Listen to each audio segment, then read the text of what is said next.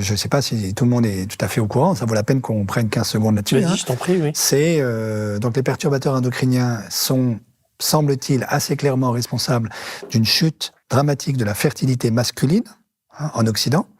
Donc c'est pas les dames qui sont responsables, ce sont les messieurs.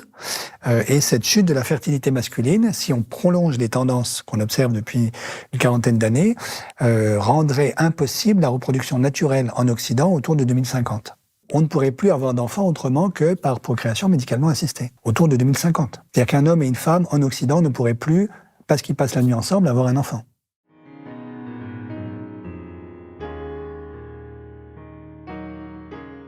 Est-ce que tu peux expliquer en quoi le PIB est une hérésie et pourquoi?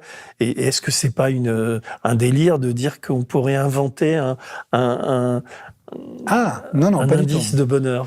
Non, pas du tout. Alors, pourquoi est-ce que le PIB est une hérésie? Pour des tas de raisons. La première, c'est si, en sortant de ce studio tout à l'heure, je fais un accident de voiture, et ce sera éventuellement fatal, mais ça fera augmenter le PIB, parce qu'il faudra aller chercher une ambulance, m'emmener à l'hôpital, et tout ça, c'est des relations marchandes qui font augmenter le PIB.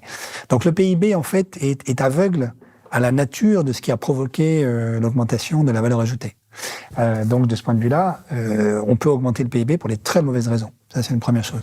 Deuxièmement, le PIB n'a rien à dire sur la distribution des richesses. Il est complètement aveugle également aux inégalités de revenus ou de patrimoine. Et donc, on peut avoir un PIB très élevé, simplement, qui grossit parce que les plus riches s'enrichissent de plus en plus et plus rapidement que les pauvres ne s'appauvrissent. Bon. Et donc, ça aussi, c'est pas une bonne mesure.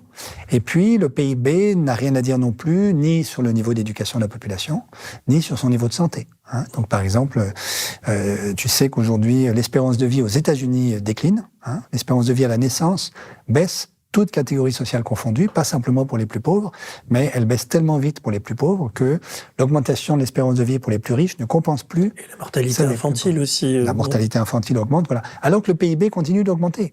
Et donc, on peut avoir une augmentation du PIB qui n'a à peu près rien à voir avec tout ce que un être humain normalement constitué peut imaginer comme étant un indicateur de prospérité d'une société normalement constituée, quoi. Voilà. Ça, c'est un premier point.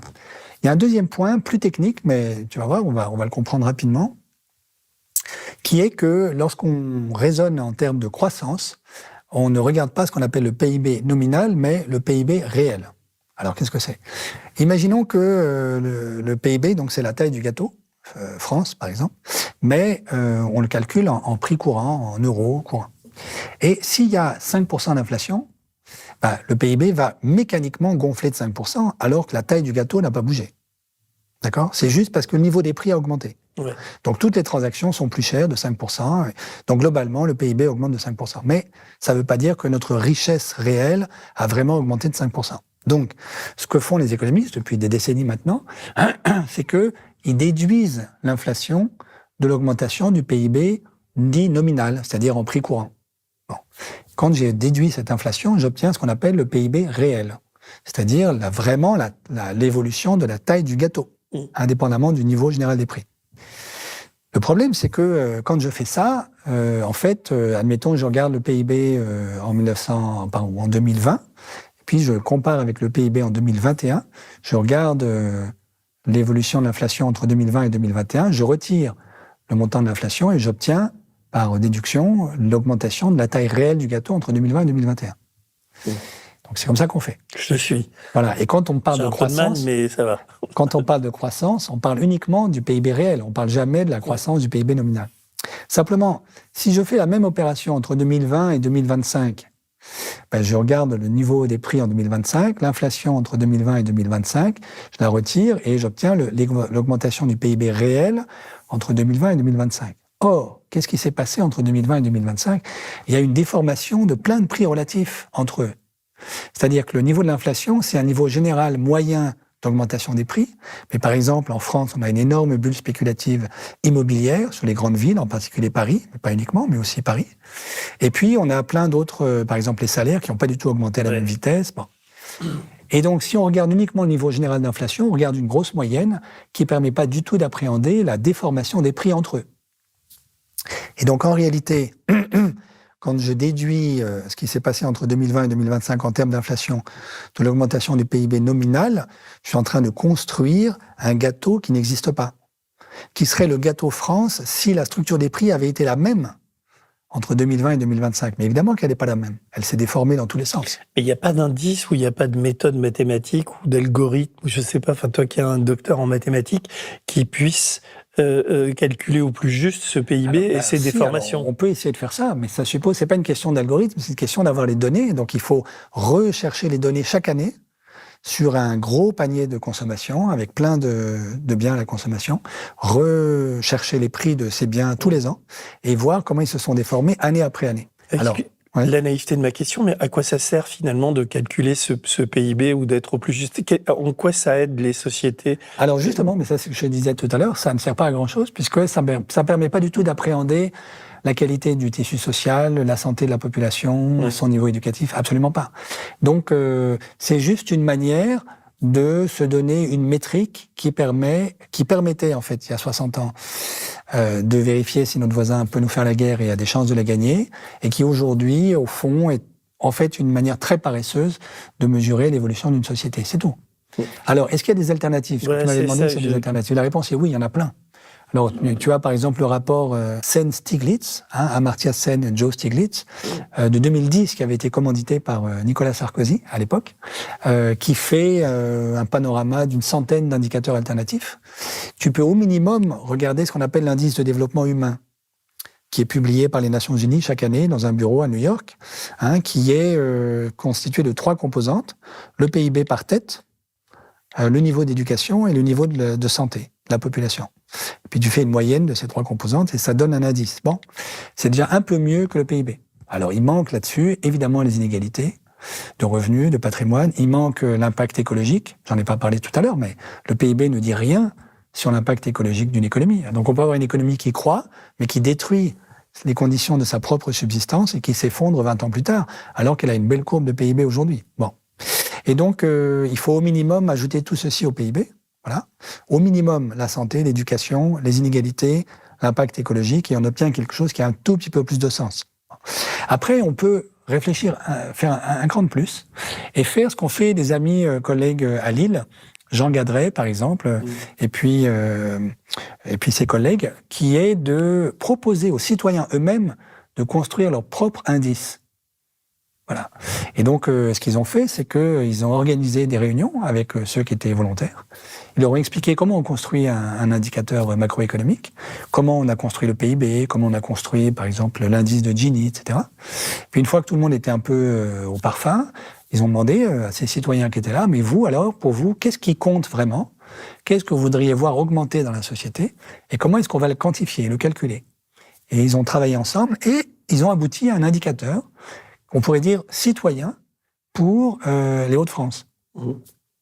Alors ça, je trouve ça très intéressant, pour plusieurs raisons. La première, c'est que au fond, c'est de la science participative, parce que ça veut dire que le citoyen, entre guillemets, de base, peut collaborer avec des chercheurs à la construction des lunettes avec lesquelles nous appréhendons notre réalité. D'un modèle, quoi. On pourrait dire d'un modèle, alors d'un indicateur, je préfère ça pour l'instant. Et donc ça veut dire que il y a pas, on est en train de franchir le fossé qui prétendument sépare les sachants du reste de la population. En fait, ce fossé-là n'existe pas, il est purement symbolique. Et sur plein de sujets, les citoyens sont beaucoup mieux informés qu'une bonne partie des économistes, en tout cas, sur la réalité économique de ce qu'ils vivent. Voilà, donc ça, c'est un premier point.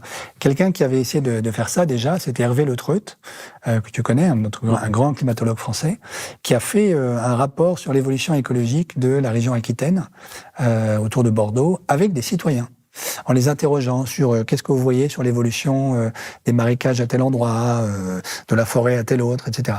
Et donc ça a donné un travail